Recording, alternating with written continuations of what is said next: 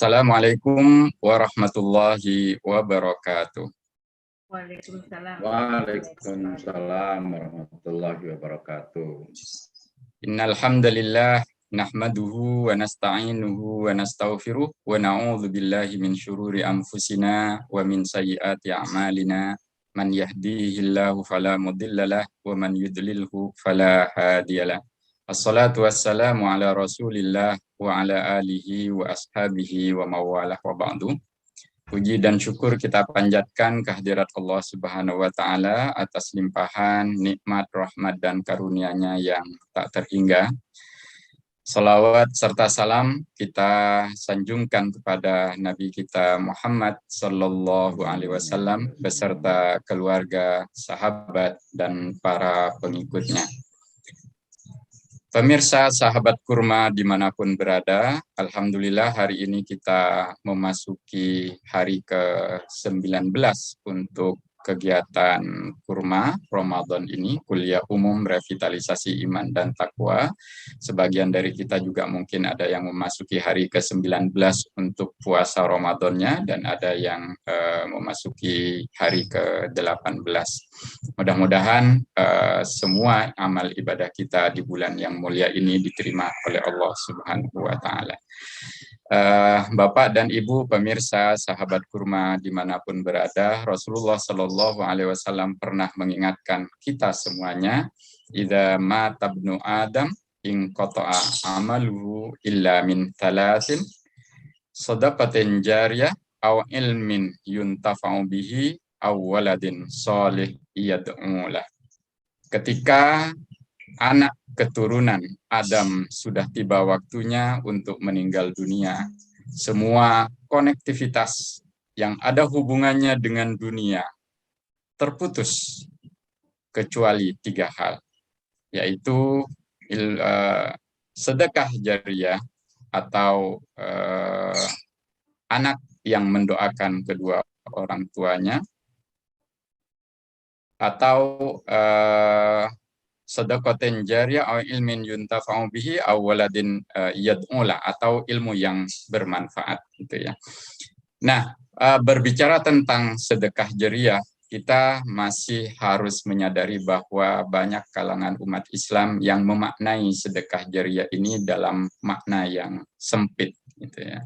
Yang kita kenal sebagai sedekah jariyah baru pada infak untuk pembangunan masjid, infak untuk pembangunan fasilitas umum, infak untuk pembangunan sekolah-sekolah keagamaan dan semacamnya. Padahal infak yang dimaksud dalam hadis tersebut bisa lebih diperluas lagi, karena beberapa ulama juga memaknai sedekah jariyah di dalam hadis tersebut termasuk di dalamnya adalah wakaf.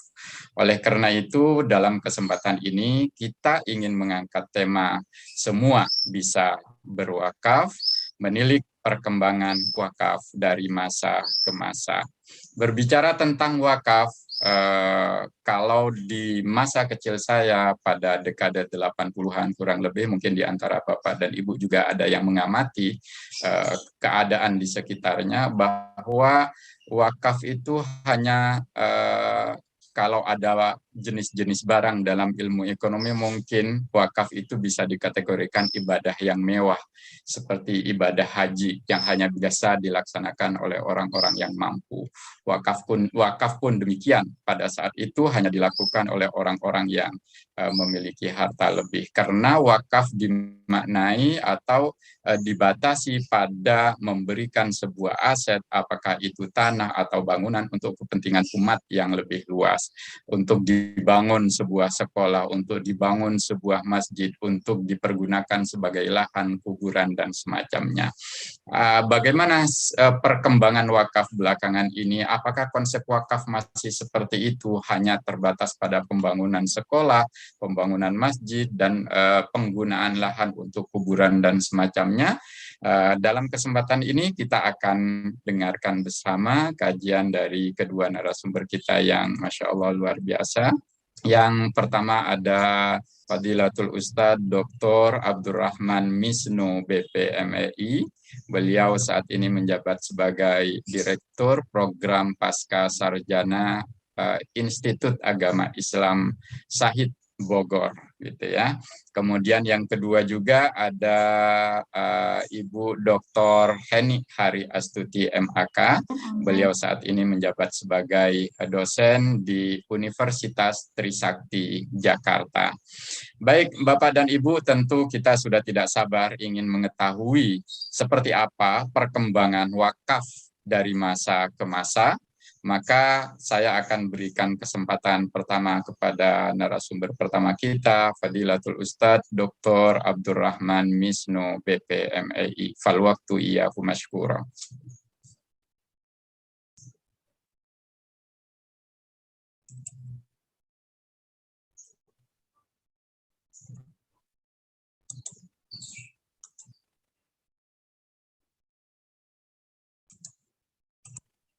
Ustadz Misno, apakah sudah bisa ataukah masih ada kendala? Sepertinya beliau ada kendala teknis, baik tidak apa-apa. Sambil menunggu Ustadz Dr. Abdurrahman Misno, mungkin kita switch kesempatan pertama ini kami berikan kepada Ibu Dr. Heni Hari Astuti MAK. Kepada Ibu Heni, waktu dipersilahkan.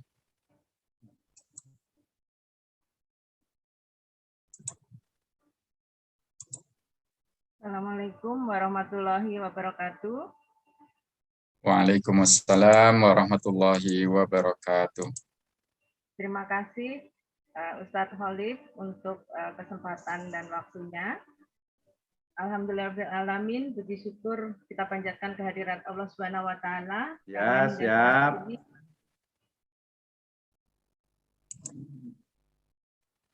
Kita masih silakan diberikan lanjut. nikmat sehat, nikmat iman, nikmat Islam, sehingga kita bisa sampai ke Ramadan hari ke-19. Sholawat serta salam senantiasa kita sampaikan kepada junjungan kita Nabi besar Muhammad SAW dan keluarganya, para sahabatnya, dan pengikutnya hingga nanti di yaumul kiamah.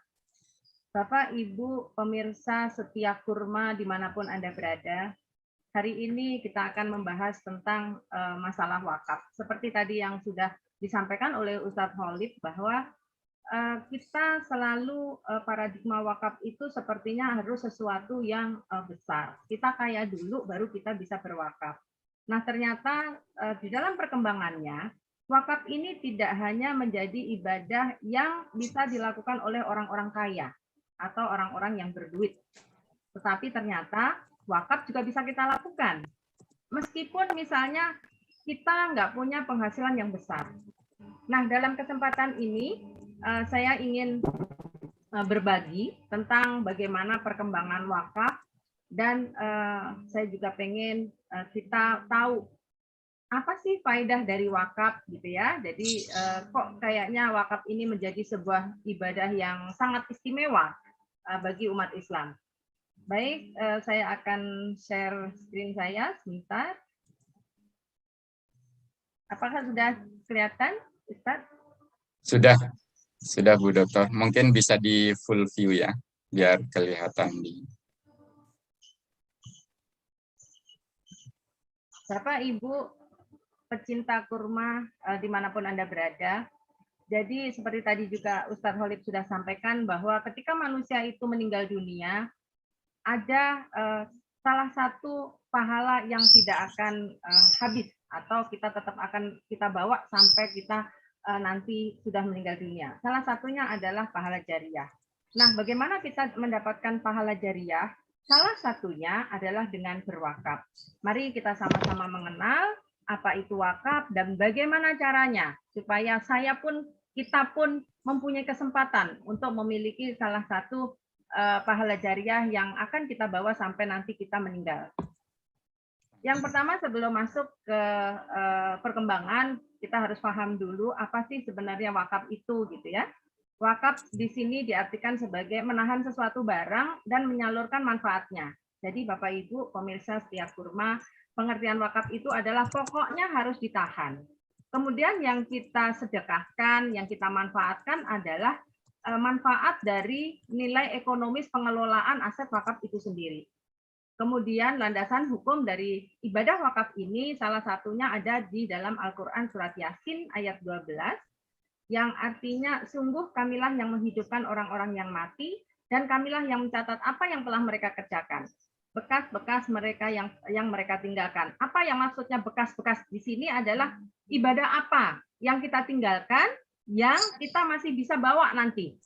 Hingga kita sudah meninggal pun pahalanya masih tetap terus mengalir.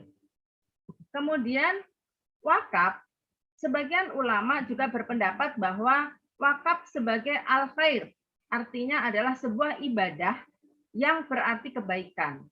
Di dalam Quran surat Al-Hajj ayat 77, artinya dan berbuatlah kebajikan supaya kamu mendapat kemenangan. Bapak Ibu pecinta kurma dimanapun Anda berada, jadi salah satu hal yang kita bisa lakukan supaya kita mendapatkan kemenangan.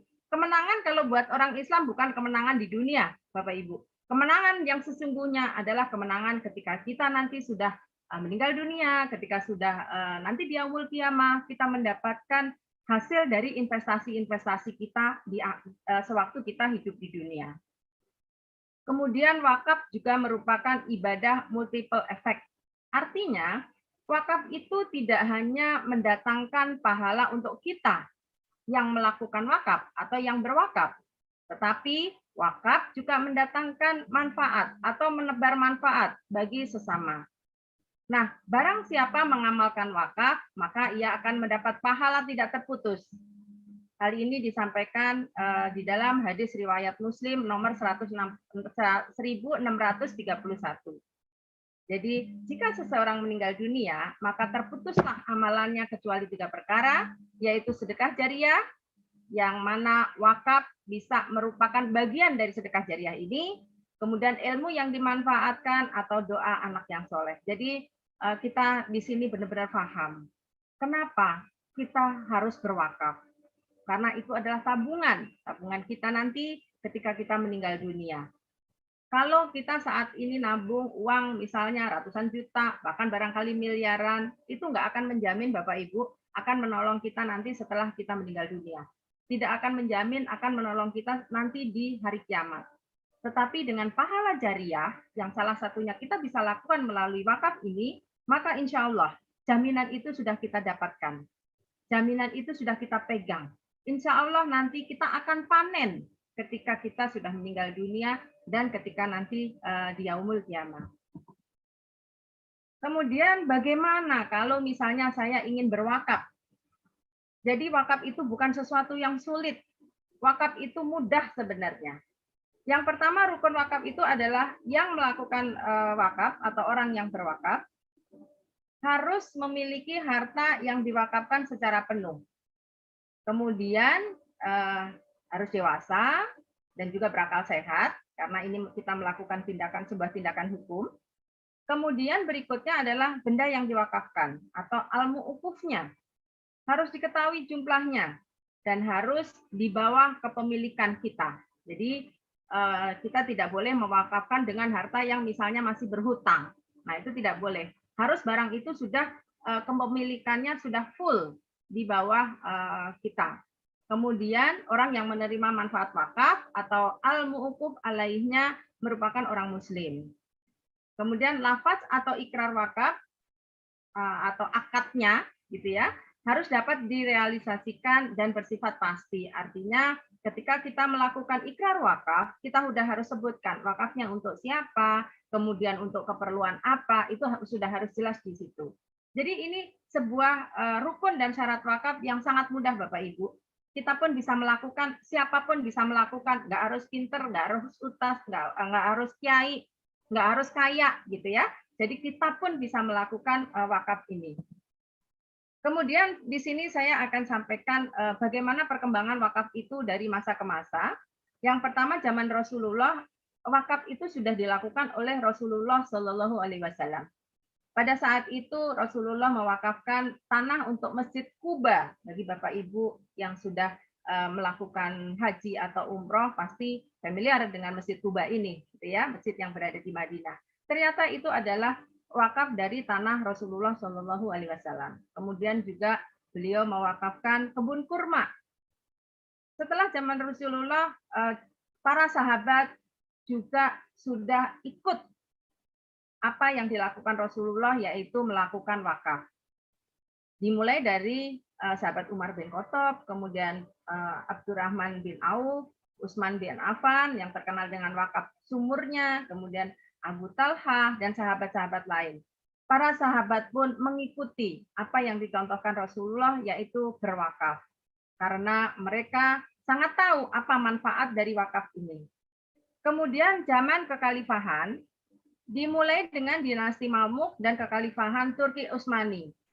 Bapak Ibu yang dirahmati Allah dimanapun Anda berada, ketika mulai zaman kekhalifahan ini pengelolaan wakaf sudah mulai berkembang, yang mana wakaf itu sudah dikelola oleh negara, gitu ya. Dan di Turki itu hingga saat ini itu perkembangan wakafnya sangat luar biasa, Bapak Ibu. Bahkan Turki adalah salah satu negara yang kita bisa jadikan contoh bagaimana wakaf itu sangat membawa maslahah untuk ekonomi, untuk perekonomian. Jadi kalau di Turki itu perusahaan-perusahaan besar itu pemegang sahamnya adalah lembaga-lembaga wakaf, nazir wakaf. Kemudian mereka investasi di perusahaan-perusahaan transportasi, kemudian perusahaan-perusahaan farmasi, dan juga perusahaan-perusahaan yang lain. Jadi Turki adalah salah satu contoh bagaimana pengelolaan wakaf itu bisa dilakukan dengan sangat baik, kemudian wakaf itu bisa sangat produktif, dan dampaknya luar biasa untuk umat. Berikutnya, saya akan masuk bagaimana perkembangan wakaf di Indonesia. Bapak, Ibu, pecinta kurma dimanapun Anda berada yang dirahmati Allah, ternyata di Indonesia pun wakaf juga sudah berkembang sejak zaman Kesultanan. Pada saat itu, masjid-masjid yang dibangun itu adalah wakaf dari para sultan. Di antaranya Masjid Al-Falah di Jambi, itu adalah wakaf tanah dari Sultan Tah Saifuddin, kemudian Masjid Demak, wakaf dari Raden Fatah, kemudian Masjid Kauman Cirebon, itu adalah juga tanah wakaf dari Sunan Gunung Jati, kemudian Menara Kudus, wakaf dari Sunan Muria, dan yang lain-lain. Pada zaman Kesultanan, wakaf ini masih terpotret dengan untuk masjid, gitu ya, untuk pembangunan masjid. Maka wakaf tanahnya adalah tanah wakaf. Tapi bagaimana setelah zaman Kesultanan? Pada saat era setelah Kesultanan sampai dengan sekarang, sampai dengan now gitu ya, kan anak muda zaman now gitu kan. Nah, di tahun 1960 itu wakaf mulai diatur dalam undang-undang. Jadi sudah mulai dibikin aturan sendiri tentang wakaf ini. Kemudian di dalam Undang-Undang Nomor 41 tahun 2004, BWI sebagai lembaga ditunjuk resmi oleh negara untuk mengurusi wakaf. Jadi sudah semakin terkoordinir wakaf di Indonesia. Jadi Bapak Ibu yang dirahmati Allah pasti sudah tidak asing dengan BWI, Badan Wakaf Indonesia, dan BWI adalah sebuah wadah, sebuah organisasi yang betul-betul bertanggung jawab terhadap perkembangan kemudian urusan wakaf seluruh Indonesia. Di bawah BWI juga nazir, kemudian lembaga wakaf dikoordinir sehingga wakaf ini menjadi sangat fokus dan diurus dengan benar-benar maksimal gitu. Kemudian bagaimana di era sekarang atau era kekinian? Ternyata terobosan-terobosan dan inovasi terbaru untuk perkembangan wakaf ini sudah sangat luar biasa. Kalau dulu wakaf itu identik dengan tanah, kemudian diwakafkan untuk keperluan-keperluan sosial, misalnya masjid, misalnya yayasan pendidikan, dan lain-lain. Tapi ternyata di era kekinian, wakaf ini sudah sangat luar biasa. Jadi pengembangan wakaf produktif itu sudah sangat-sangat luar biasa, Bapak Ibu. Kalau misalnya kita tahu dompet duafa, ya, yang sudah memang namanya besar gitu ya. Siapa yang nggak kenal dompet duafa saat ini kalau disebutkan gitu ya. Dan itu mereka sudah sangat memproduktifkan wakafnya. Jadi penelitian saya di Dompet Duafa ini sangat luar biasa gitu ya perkembangan wakafnya, bahkan mereka sudah membuat rumah sakit yang khusus untuk orang-orang duafa, kemudian mereka membuat perkebunan gitu ya, kemudian juga mereka membuat minimarket. Nah, ini semua adalah pengembangan dari harta wakaf. Bapak Ibu bisa bayangkan kalau misalnya wakaf produktif ini kita kembangkan terus, hasilnya akan sangat luar biasa dan dampaknya adalah akan sangat-sangat bermanfaat untuk umat. Nah, ini adalah potensi wakaf tanah di Indonesia. Data yang saya dapatkan, jumlah tanah wakaf di Indonesia itu ada di 368.400 lokasi. Kemudian total seluruh luas tanah wakaf ada 49.864 hektar. Jadi ini bukan jumlah yang kecil gitu ya, untuk kita bisa maksimalkan potensi wakaf ini jika kita bisa mengelola dengan produktif. Mohon maaf Ibu, slide-nya tidak jalan ya? Tidak jalan, Ustaz? Iya, apa hanya di tempat saya saja? Di Ustadz Misno, apakah slide Ibu jalan? Saya Potensi wakaf di tanah. Jalan, betul. Iya, betul. Masih, Ustaz? Masih di halaman judul. Oh ya? Ya, barangkali bisa stop Ya, share dulu, nanti dimulai share lagi. Share dulu ya, Ustaz. Bentar. Share ulang ya. Karena tadi ada data yang Ibu sebutkan supaya pemirsa juga bisa melihat data-data tersebut. Baik, Ustaz. Saya stop share, saya share ulang ya. Ya, terima kasih.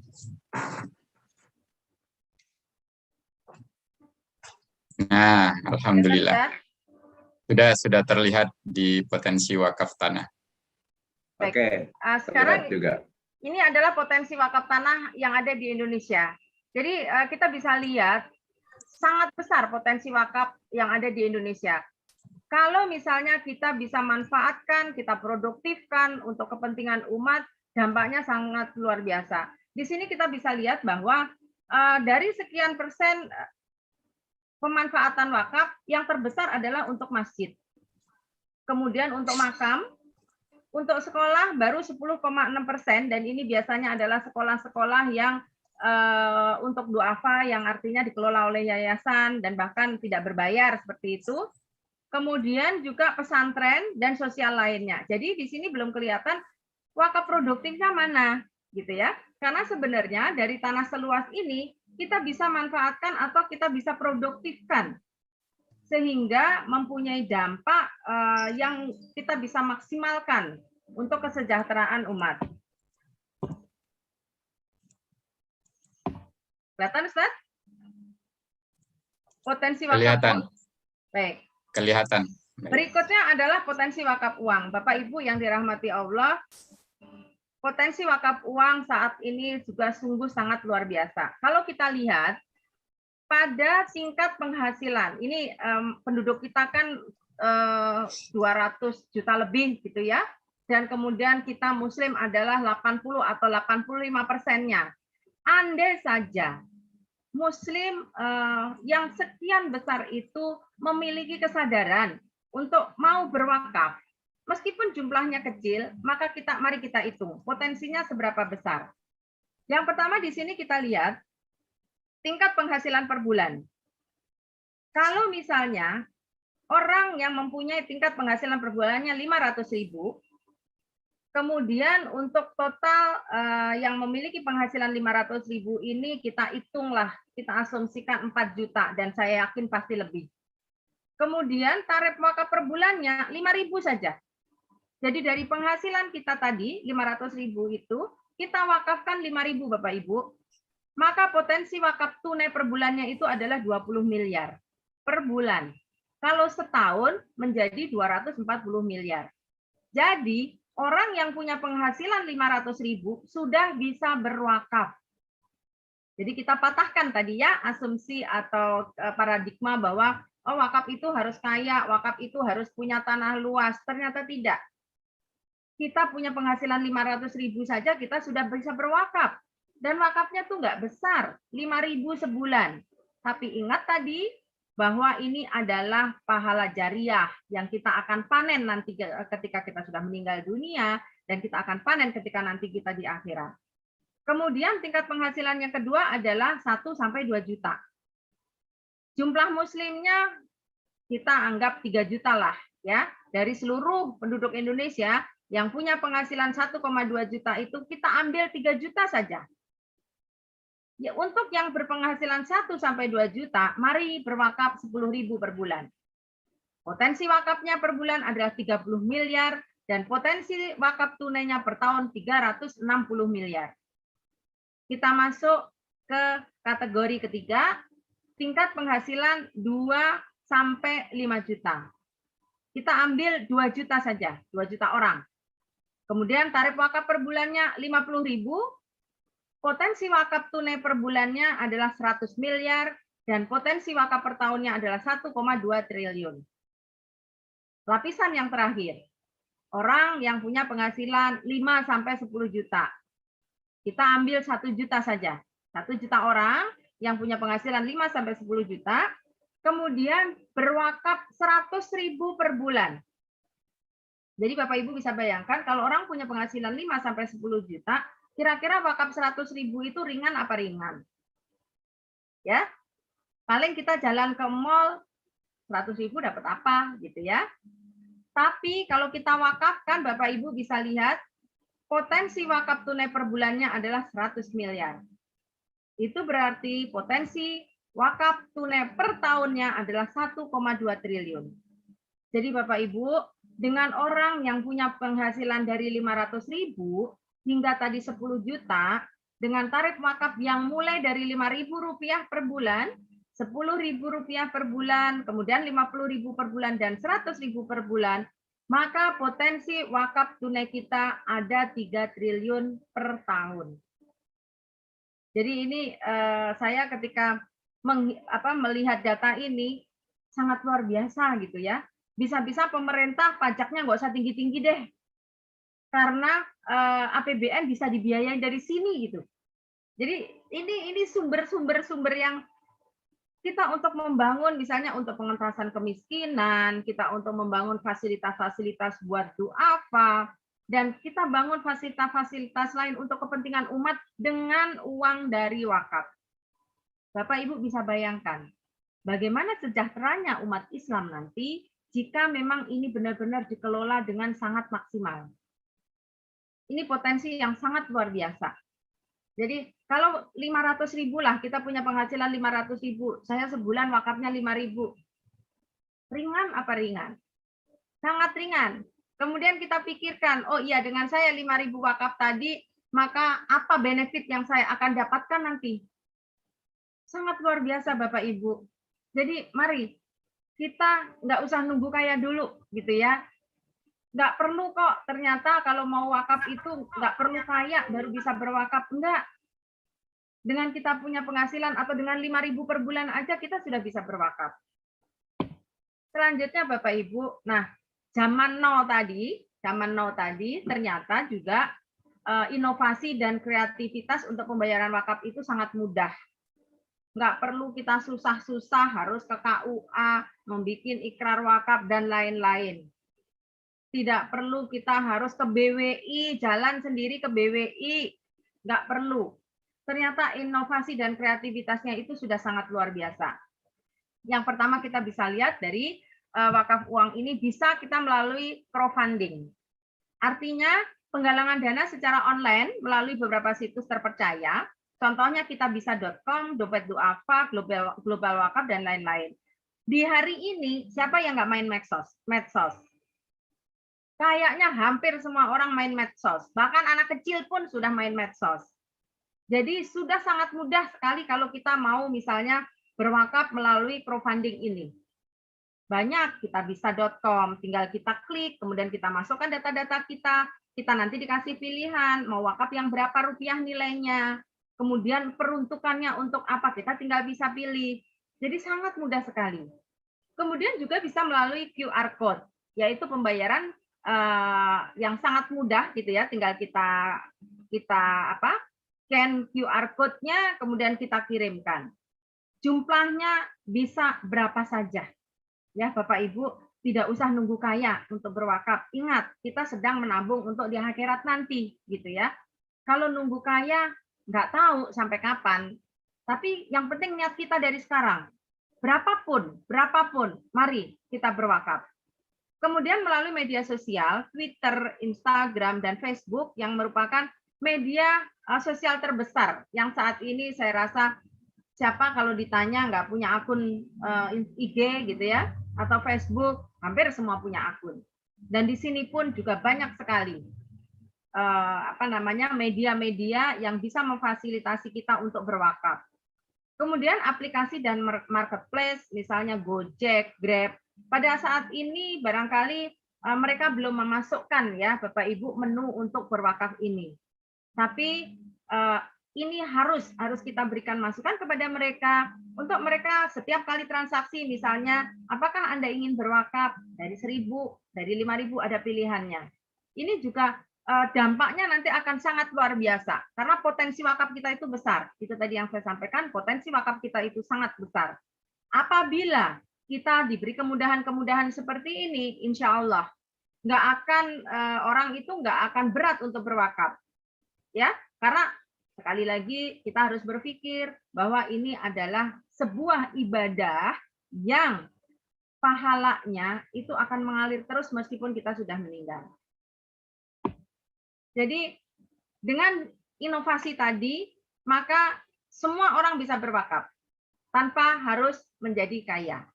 Jadi Bapak Ibu, di akhir paparan materi saya ingin mengajak kita semua, mari Bapak Ibu, mulai dari sekarang kita sisihkan rezeki yang Allah sudah berikan begitu banyak kepada kita. Kalau belum bisa banyak dengan yang kecil. Tadi saya contohkan dengan 5.000. Atau barangkali 1.000 deh, nggak apa-apa, silakan saja. Yang penting kan niatnya kita ikhlas. Kalau misalnya 1.000 kita bisa berwakaf, kemudian kita bisa berhitung berapa, ya, karena ini adalah sekali lagi kita sedang menabung Bapak Ibu. Jadi dari paparan materi saya ini, saya ingin mengajak Bapak Ibu semua, mari kita berwakaf mulai dari sekarang, karena semua bisa berwakaf. Nggak harus kita kaya, nggak harus kita mewakafkan tanah kita yang ratusan meter atau yang besar untuk musola, untuk masjid, untuk dan lain-lain. Ternyata dengan wakaf uang pun kita bisa. Kita mulai dari sekarang, kita menanam, insya Allah akan kita panen ketika nanti kita sudah meninggal. Dan ingat tadi, ini adalah salah satu pahala jariah yang tidak akan pernah terputus pahalanya. Jadi Bapak Ibu, mari sekali lagi kita berwakaf dari sekarang. Tidak harus menjadi kaya, tidak harus menunggu kaya. Saya rasa demikian paparan materi dari saya. Semoga apa yang saya sampaikan bisa membuat wawasan kita, kemudian merubah paradigma kita tentang wakaf.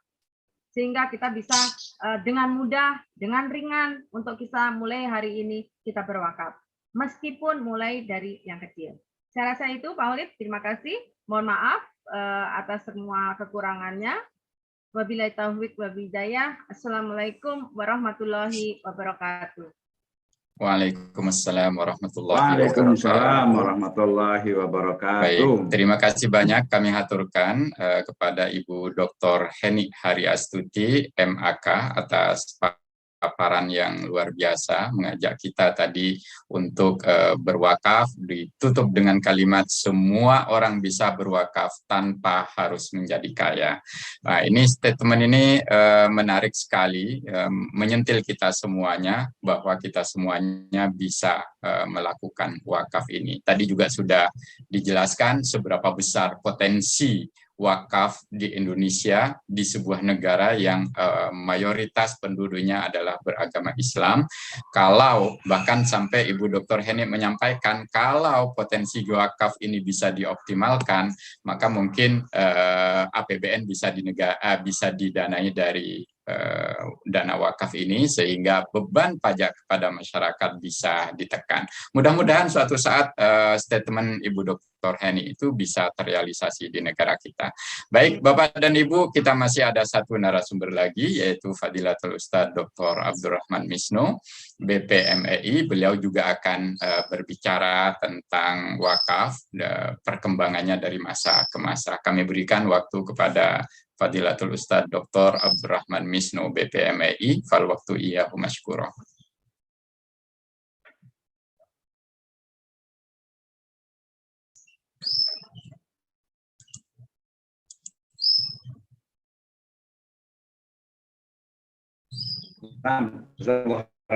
Terima kasih. Bismillahirrahmanirrahim. Assalamualaikum warahmatullahi wabarakatuh. Waalaikumsalam warahmatullahi Alhamdulillahirabbil wabarakatuh. alamin. Wassalatu wassalamu ala asrofil anbiya'i wal mursalin. Habibana wa nabiyyana Muhammadin alaihi wasallam. Wa ala alihi wa ashabi man tabi'ahum bi ihsanin ila yaumiddin wa ba'd.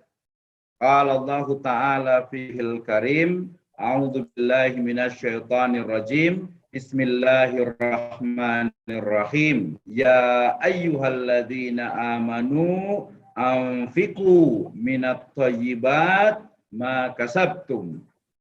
Wa qala aidan lan tanalu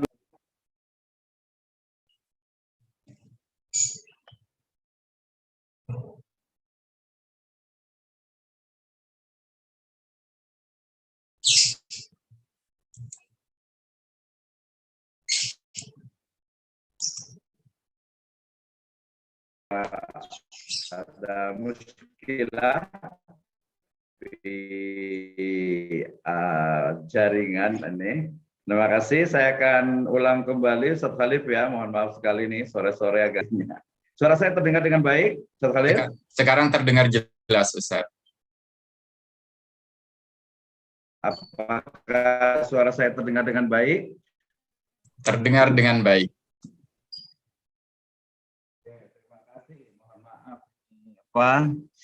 Sudah pakai Telkomsel yang Indosatnya sudah diganti. Oke, baik. Terima kasih, mohon maaf sekali Ibu dan Bapak sekalian. Saya ulang lagi. Bismillahirrahmanirrahim wabarakatuh. Waalaikumsalam. Alhamdulillahirabbil alamin. Wassalatu wassalamu ala asrofil anbiya'i wal mursalin. Habibana wa nabiyyana Muhammadin sallallahu alaihi wasallam wa ala alihi wa ashabihi wa man tabi'ahum bi ihsanin ila yaumiddin wa ba'd. Qala Allah ta'ala tanir rajim. Bismillahirrahmanirrahim. Ya ayyuhalladzina amanu anfiqu minat thayyibati ma kasabtum.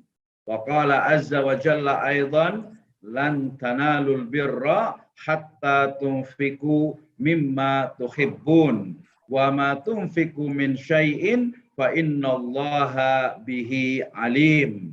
Wa qala fi ayatil ukhra a'udzu billahi minasyaitonir rajim ya ayyuhalladzina amanu ruk'u wasjudu wa'budu rabbakum waf'alul khaira la'allakum tuflihun. Wa qala Rasulullah sallallahu alaihi wasallam idza matal insanu in qata'a amaluhu illa min salasatin min sadaqatin jariyatin wa ilmin yuntafa'u bi wa waladin salihin yad'ulah. Wa qala Rasulullah sallallahu alaihi wasallam li sahibihi in syi'ta habasta aslaha wa tasaddaqta biha. Wa aidan fi riwayatin ukhra yakni an Abi Hurairah radhiyallahu anhu qala ba'asa Rasulullah sallallahu alaihi wasallam Umar ala sadaqatil fil hadis wa fihi wa ammal Khalid faqad ihtabasa dir'uha atau adra'uhu wa tadahu fi sabilillah, muttafaqun alaih. Wa aidan fi asari an sahabat Umar bin Khattab, yani fasaddaqa Umar annahu la yuba aslaha wa la yuhab wa aidan wa la yuras wal fuqara aw fil fuqara'i wa aidan al qurba wa riqab wa fi sabilillah wa dhaif wa ibn sabil wa la junaha ala man waliyaha ay yaqulu minha bil ma'ruf aw yut'im sadiqan ghaira mutamawwili atau mutamawwal fi. Ada rawahul Bukhari wa Muslim. Amma ba'd fa inna asdaqal hadits kitabullah wa khairal huda Nabi sallallahu alaihi wasallam. Alhamdulillah, syukur kepada Allah Subhanahu wa taala yang telah memberikan kepada kita kenikmatan iman, Islam dan ihsan. Kemudian salawat dan salam sama-sama kita panjatkan kepada junjungan alam Habibana wa Nabiyana Muhammadin sallallahu alaihi wasallam, kepada seluruh ahlul baitnya, para sahabatnya, serta orang-orang yang senantiasa mengikuti jejak sunnahnya hingga akhir zaman. Terima kasih, dan pertama kami mohon maaf atas jaringan yang tidak stabil. Padahal saya sudah menggunakan satu produk yang cukup dibanggakan di Indonesia ya. Tapi qadarullahu wa ma syaa fa'al, dan alhamdulillah juga setiap kita ingin berbuat baik selalu ada cobaan, ada halangan, ada tantangan. Justru itulah seninya. Mudah-mudahan ke depan kita akan kembali, kita akan bisa lebih luas lagi berdiskusi terkait dengan bagaimana sejatinya Islamic philanthropy. Saya menggunakan istilah wakaf ya, atau wakaf saya masukkan ke dalam istilah Islamic philanthropy dari masa Nabi Shallallahu Alaihi Wasallam hingga masa kini atau masa sekarang ini. Tadi Ibu Dokter sudah menyebutkan banyak sekali terkait dengan bagaimana ya implementasi wakaf di sekarang ini atau di era sekarang ini. Nah, ya ini yang bikin deg-degan bukan sinyalnya ini. Aduh, Masya Allah, luar biasa sekali. Ya, bagaimana studi tentang wakaf ya, utamanya adalah wakaf produktif, itu begitu banyak. Ya, tadi Ibu Dokter juga sudah menyebutkan tentang prediksi, tentang estimasi dari aset wakaf yang apabila setiap umat Islam melakukan atau melaksanakan wakaf ini. Ya, kemudian juga dengan adanya Badan Wakaf Indonesia, kemudian juga lembaga wakaf, kemudian berbagai institusi yang fokus kepada wakaf ya, utamanya sekarang ini adalah wakaf tunai atau cash wakaf, itu menjadi hal yang sangat menarik, bahkan booming tidak hanya di kalangan akademisi tapi juga di teman-teman di praktisi. But the big problem, permasalahan yang muncul adalah belum sesuai dengan harapan. Saya sempat riset dengan satu mahasiswa master, kebetulan beliau di satu bank ya, yang bank itu menjadi pengelola wakaf uang, Bank PWU ya. Nah, ternyata memang ya 5-10 tahun terakhir ya aset prediksi dari wakaf yang begitu banyak itu ternyata belum sesuai dengan harapan ya. Ini belum sesuai dengan apa yang ditargetkan ya, berjumlah miliaran bahkan sampai triliunan. Nah, sementara bisa jadi salah satunya adalah ada efek lain yang kemudian atau ada asbab lain yang menjadikan wakaf ini ya tadi begitu luar biasa tapi ternyata belum sesuai dengan harapan. Nah, kita akan melihat wakaf ini sebagai sebuah ibadah yang sifatnya dia ubudiyah dan juga insaniyah. Maknanya adalah ya sama seperti zakat juga, dia memiliki dua dimensi. Dimensi ubudiyah ya, peribadahan, tetapi juga ada dimensi insaniyah atau ijtimaiyah, boleh juga gitu ya. Ada dimensi hablum minallah dan juga hablum minannas wa hablul minal alam. Nah, pertanyaannya tadi berbagai fakta yang ada terkait dengan kurang berhasilnya dari wakaf ini, ya. Kebetulan saya beberapa kali terakhir atau sebelumnya saya membuat namanya itu Green Wakaf, ya. Bagaimana wakaf fokus kepada produk hijau dalam arti agriculture, gitu ya. Nah, secara umum sebenarnya kalau secara real, ya, dari sisi wakif itu memang belum maksimal, artinya tidak sesuai dengan apa yang kita harapkan. Betul, mungkin hanya ya 10.000 lah ya, kalau 1.000 terlalu sedikit gitu ya. 10.000, 20.000, 50.000, 100.000 itu kita sudah bisa berwakaf. Dan kita tahu tadi juga sudah disebutkan ada wakaf ya melalui uang, melalui cash atau wakaf uang. Ya, wakaf uang dan wakaf melalui uang. Ada dua model ini sebenarnya yang kemudian nanti menjadi satu hal yang menarik juga kita bisa diskusikan. Termasuk juga tadi ada kenapa ya kalau tidak bisa dikatakan gagal berarti kurang berhasil dari sisi wakaf ini. Termasuk juga nanti pengertian dari produktif itu sebenarnya seperti apa. We can discuss about this, ya. Nah, kemudian ketika bicara tentang wakaf, bicara tentang aset, bicara tentang bagaimana tasjih untuk orang-orang itu agar berwakaf, tentu saja ada satu hal mungkin yang sedikit terlupakan terkait dengan akar umbi atau mungkin fundamen dari wakaf itu sendiri. Tentu saja kita merujuk kepada firman Allah Subhanahu wa taala dalam surat di surat Al-Ahzab ayat ke-21. Allah Subhanahu wa taala berfirman, a'udzubillahi minasyaitonirrajim, laqad kana fi rasulillahi uswatun hasanah. Nah, ketika berbicara tentang wakaf itu sering sekali yang muncul the first wakaf itu adalah Sayyidina Umar ibn al-Khattab. Dan kita akan bicara, kita akan diskusikan apakah Nabi SAW yang kemudian memberikan solution, best solution to his friends, yaitu Umar ibn al-Khattab, apakah beliau hanya berbicara saja atau mungkin malah justru beliau tuh nggak cuma ngomong gitu ya, ibu dan bapak sekalian. Nabi itu tidak hanya berbicara tapi langsung melaksanakan. Ya, jangan sampai nanti selalunya yang dimunculkan adalah yang pertama wakaf itu adalah Umar bin Khattab. Ya, padahal kita lihat bagaimana Nabi SAW dan juga para sahabatnya itu juga melaksanakan wakaf ini. Ya, oke, kita akan bicara tentang nukilan sejarah. Saya ambil dari buku Sumbangan Islam Dunia dari Dr.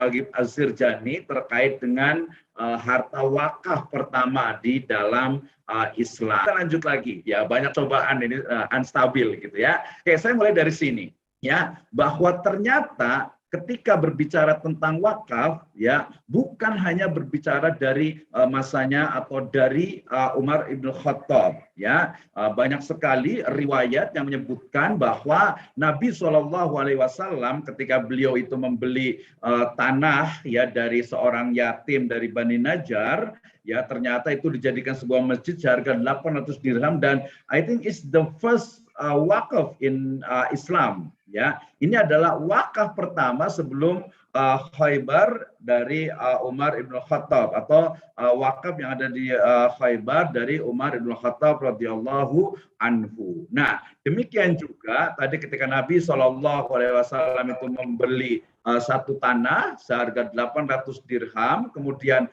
beliau membelikan tanah itu dibelikan, kemudian dibangunlah wakaf tersebut. Ya, dan akadnya adalah ya di situ menggunakan apa istilah-istilah yang as-sadaqah, al-bir gitu ya, dan juga bermakna sekarang menjadi sebuah wakaf. Ya, kenapa? Karena wakafnya ini kan dia masuk ke dalam istilah sedekah secara umum, tetapi sedekahul jariyah. Makanya tadi hadisnya pun menggunakan istilah sedekah jariyah. Nah, tetapi kata-kata al-habs, al-waqf tadi seperti yang disebutkan ini menjadi lebih spesifik. Nah, berarti ya manfaat dari wakaf yang dilakukan oleh Nabi SAW ini adalah tanah di mana Masjid Nabawi itu dibangun hingga sekarang ini. Ya, kita tahu ada perluasan-perluasan di masa-masa berikutnya. So, dari sini kita bisa mengatakan secara tegas bahwasanya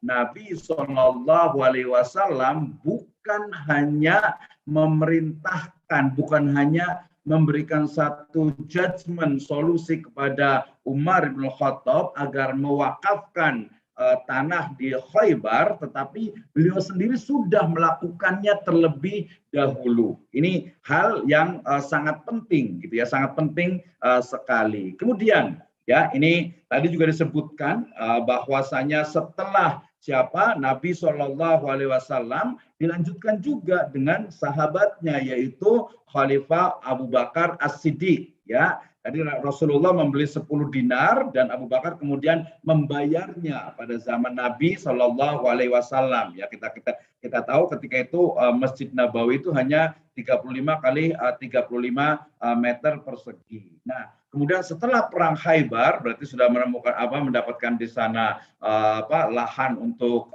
wakaf salah satunya di tahun ke-7 Hijriah, maka jumlah kaum muslim itu semakin banyak sehingga kemudian tanah atau masjid itu diperluas dan perluasan ini kemudian menggunakan harta daripada Abdurrahman bin Auf dan juga menggunakan akad wakaf untuk Masjid Nabawi. Dan nanti satu riwayat juga menyebutkan bahwasanya Abdurrahman bin Auf juga melakukan mewakafkan juga. Nah, ini nanti yang menarik gitu ya. Ternyata wakafnya itu adalah wakful intifa. Jadi wakaf yang sifatnya itu manfaat, kemudian the next nanti kita mengenal ada wakaf dzurri atau wakaf ahli selain wakaf khairi. Nah, kita bisa diskusikan tentang ini. Nah, ini yang cukup terkenal ya, walaupun yang kita sering mendengarnya itu adalah hanya tanah di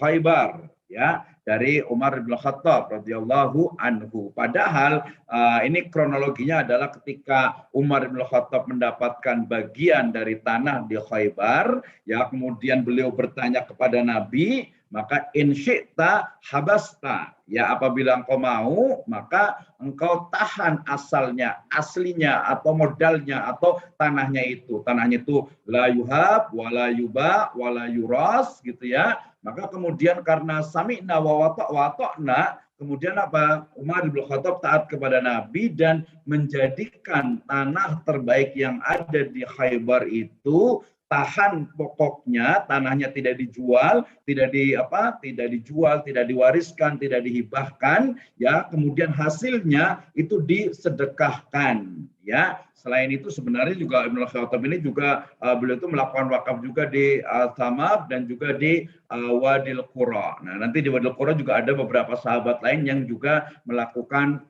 wakaf. Oke, yang berikutnya adalah Utsman bin Affan, ya, bahwasanya ini juga yang cukup terkenal Khalifah Umar bin Khattab, yaitu Bi'rur Rumah Bi'rur Raumah. Ada dua kata ya, ada rumah, ada raumah, tapi yang familiar adalah Bi'rur Rumah, ya, di mana di sana ya ini kita bicara tentang karakter dari wakafnya para sahabat. Bahwasanya wakaf dari Sayyidina Utsman bin Affan, ya, penduduk Madinah itu kenapa saat itu sangat membutuhkan dan pemiliknya adalah orang Yahudi, ya. Motivasi Nabi itu adalah salah satunya bahwa akan, ya, siapa saja yang membebaskan Bi'rur Rumah walahul jannah, kepadanya akan dijaminkan akan diberikan surga. Maka kemudian Utsman bin Affan ini, ya, kemudian kemudian membeli ya dari sumur itu, membeli sumur itu awalnya separuh, kemudian membeli secara keseluruhan sebanyak 20.000 dirham atau ya kurang lebih sekitar 77 juta rupiah. Manfaatnya ini yang menarik juga, we can explore ya, kita bisa lebih luas lagi bahas bahwa yang menggunakan sumur, mengambil air dari sumur rumah itu adalah apa? Orang-orang Muslim dan juga orang-orang Yahudi fil Madinah.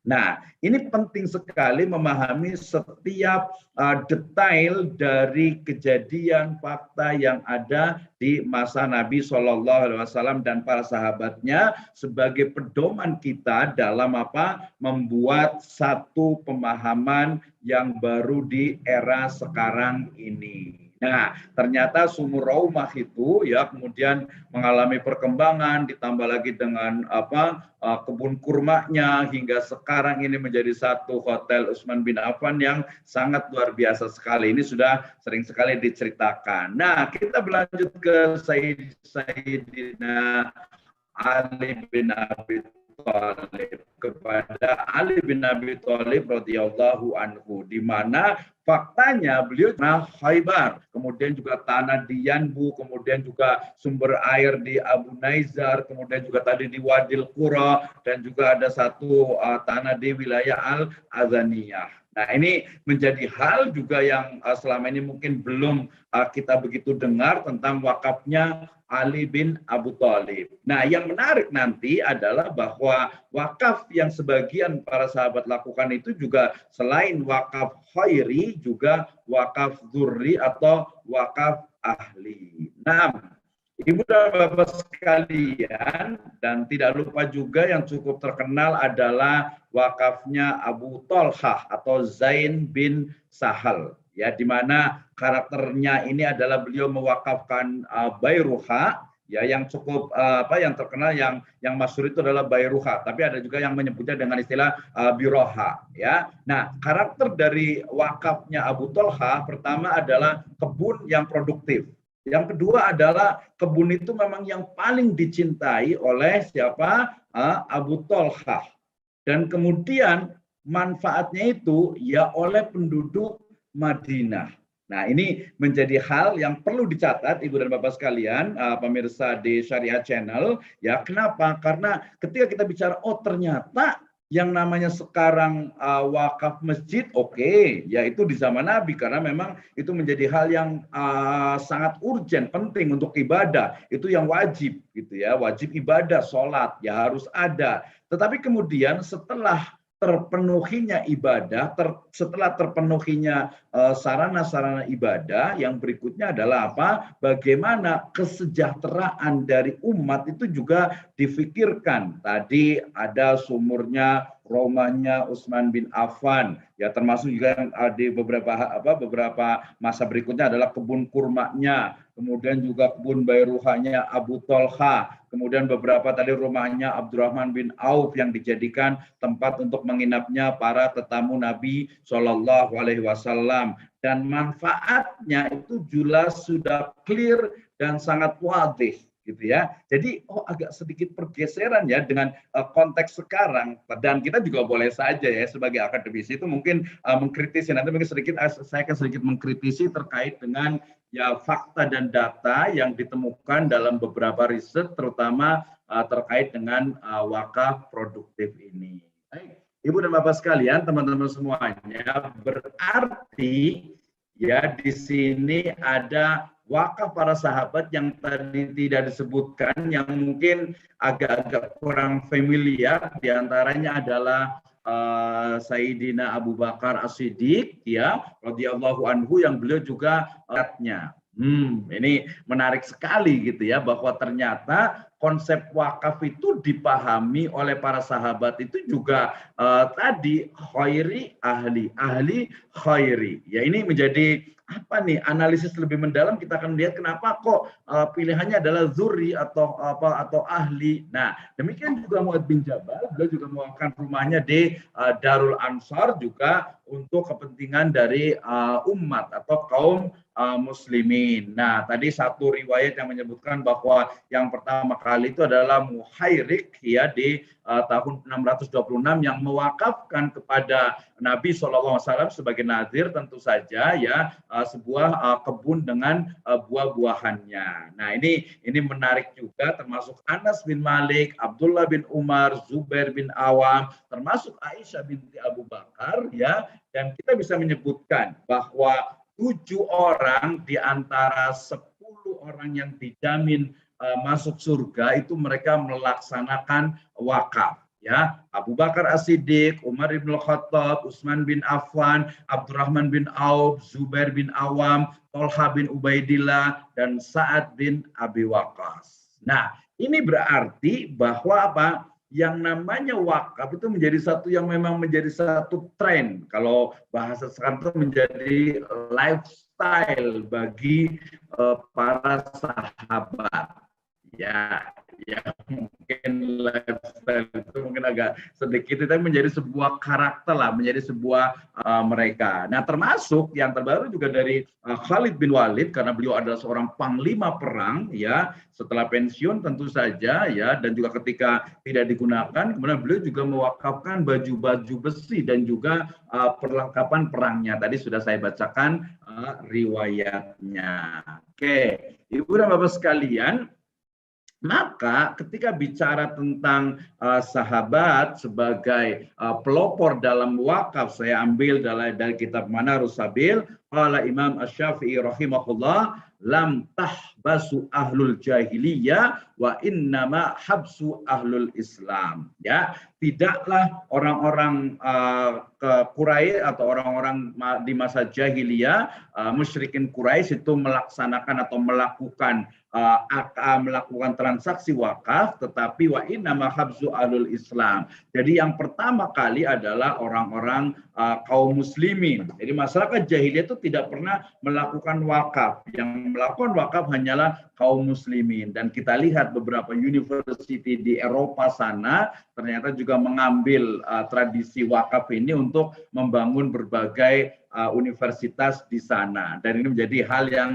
kita bisa buktikan juga. Nah, kemudian juga Jabir bin Abdullah radhiyallahu anhu, beliau juga menyatakan bahwa lam yakun ahadun min ashabin Nabi sallallahu alaihi wasallam zu maqdiratin illa waqaf.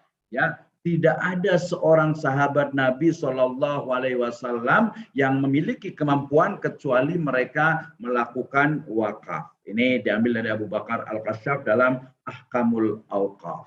Baik, Ibu dan Bapak sekalian, berarti ada satu hikmah di antara begitu banyak hikmah terkait dengan wakaf dari para nabi atau wakaf Nabi Shallallahu Alaihi Wasallam. Wakaf itu dari harta yang paling dicintai, ya, lan tanalul birra hatta tunfiku mimma tuhibbun. Jelas sekali. Jadi tidak akan kita sampai kepada level kebajikan sampai kita itu menginfakkan, mensedekahkan, mewakafkan, ya, sesuatu atau harta yang kita cintai. Nah, ini memang menjadi satu hal yang ya teorinya mudah, prakteknya nih. Berarti tadi seperti the first speaker menyatakan ya yang kecil-kecil dulu saja, ya mungkin kita punya 10.000 gitu ya, kemudian kita punya 100.000 kita bisa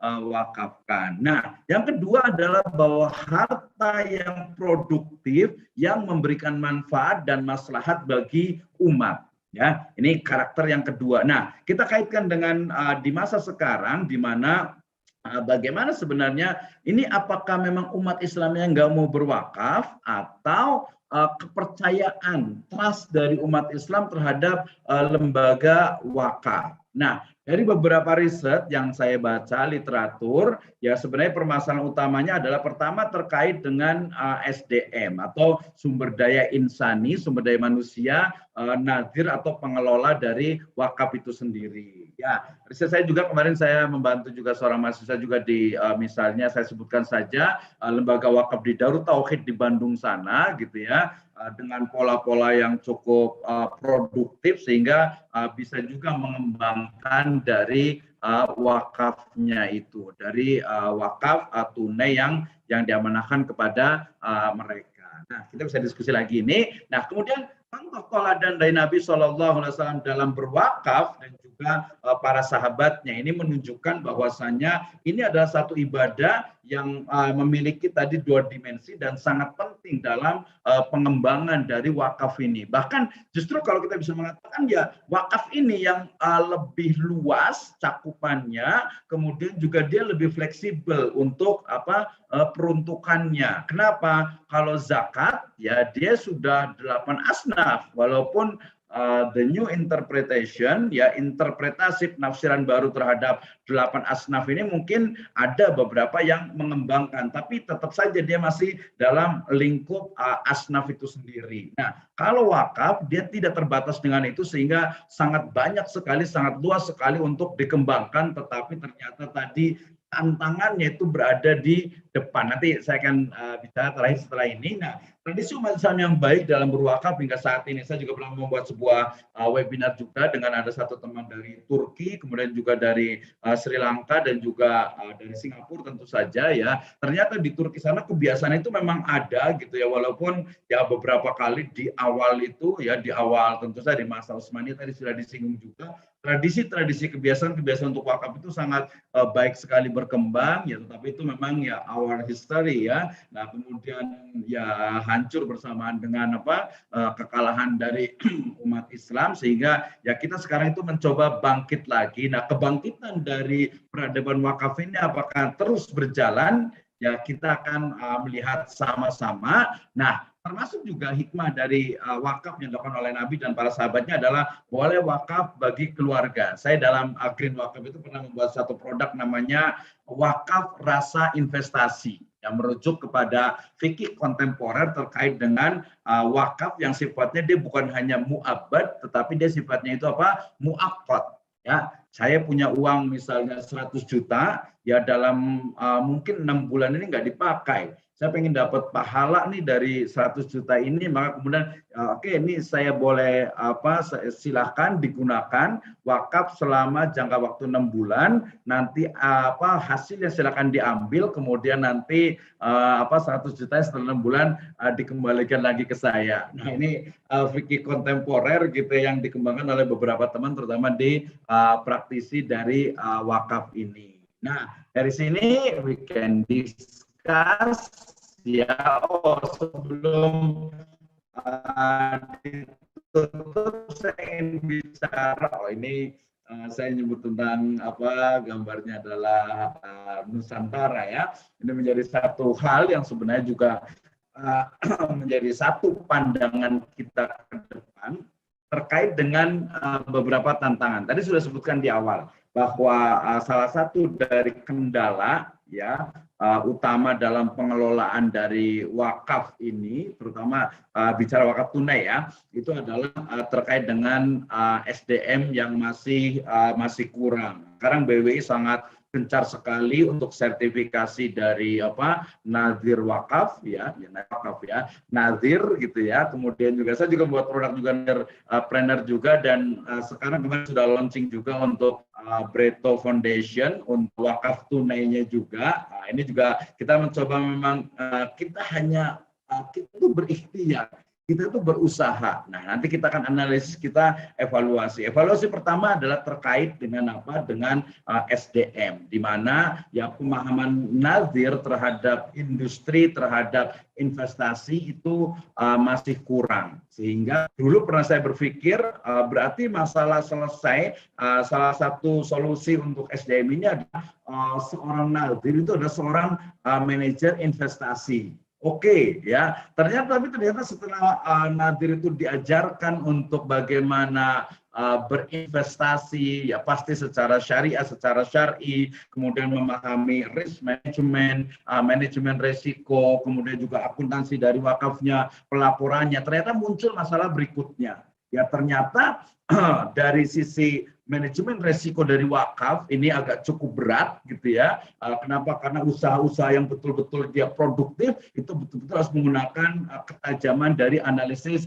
bisnis. Nah, ini juga kemudian dijawab oleh beberapa teman, terutama di asuransi. Mereka mengeluarkan asuransi wakaf. Jadi wakaf yang diasuransi, yang di tunai yang diinvestasikan itu di backup oleh asuransi wakaf. Ya ini mungkin sebagian ibu dan bapak sekalian mungkin agak sering, tapi ini terjadi dan ini memang banyak. Nah itu yang kedua, berarti masih ada PR kembali untuk memastikan ketika wakaf uang, ya bukan wakaf dengan uang. Kalau wakaf dengan uang berarti saya wakaf 100.000, ya kemudian 100.000 itu akan dikumpulkan oleh nazir.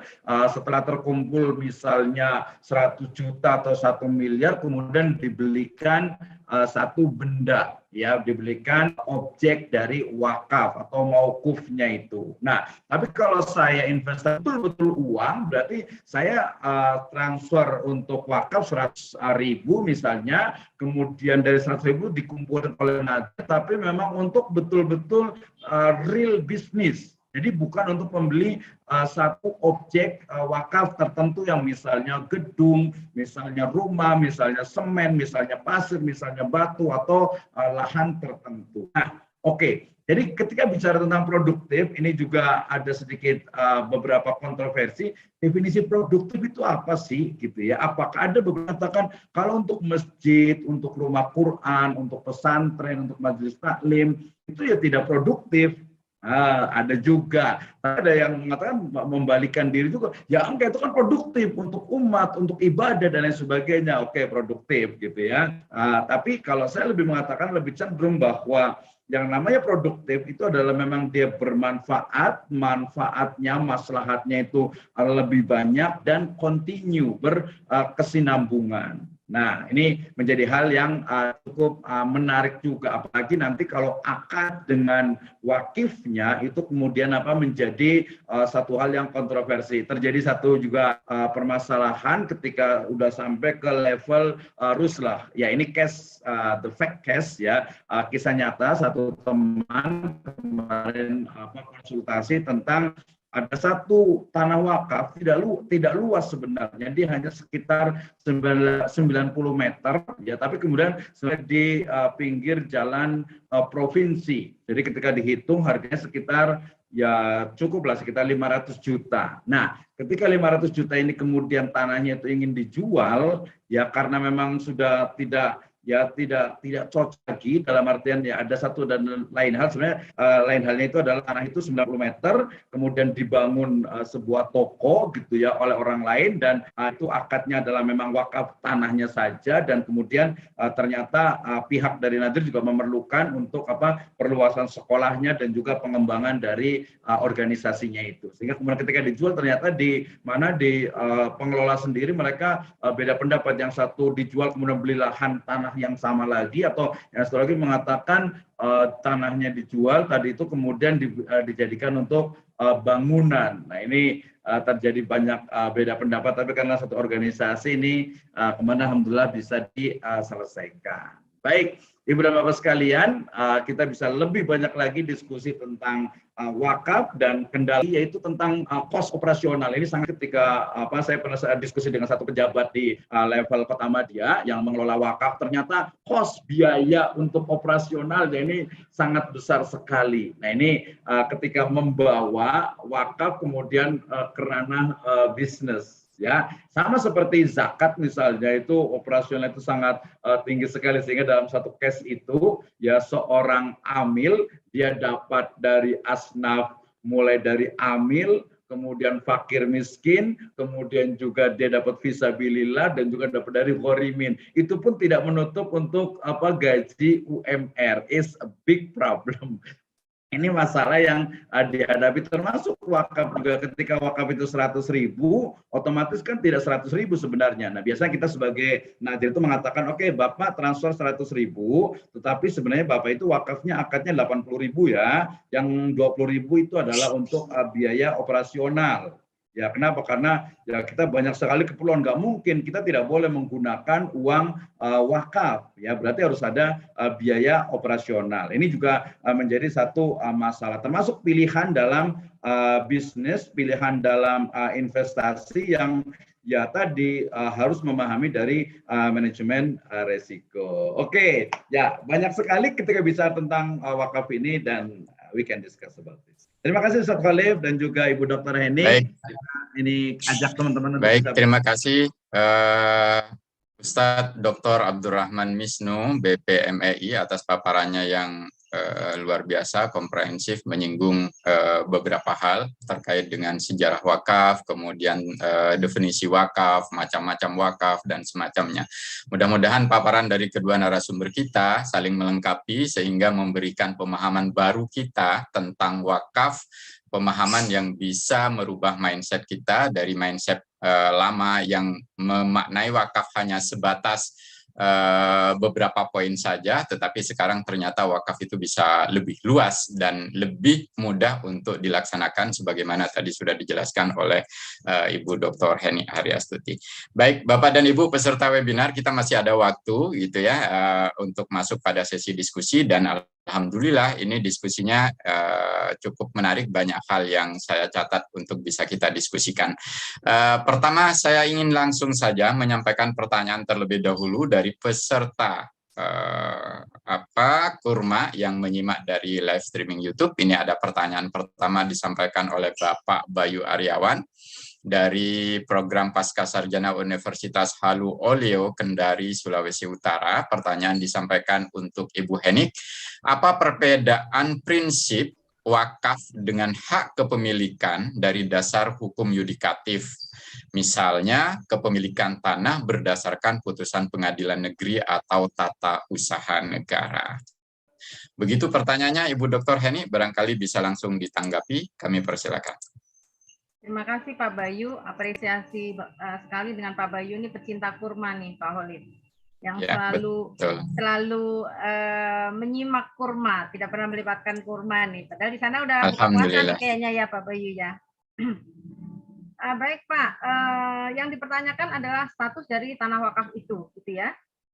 Jadi gini Pak, kalau kita mau berwakaf itu kan salah satu syaratnya adalah tanah itu sudah menjadi kepemilikan penuh dari si calon wakif dan dia tidak sedang bermasalah. Artinya secara sertifikasinya pun dia adalah hak penuh dari si pewakif ini. Kalau misalnya dia masih di dalam sengketa atau apa, berarti kan tidak bisa diwakafkan gitu ya.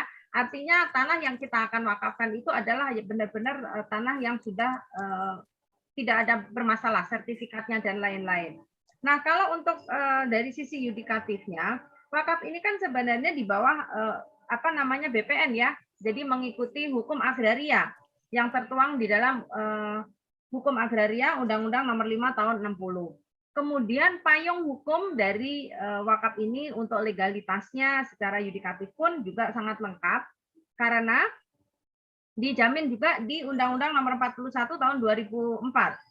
Kemudian juga peraturan pemerintah atau PP Nomor 42 Tahun 2006 sebagai pelaksana dari Undang-Undang Nomor 41 tentang wakaf.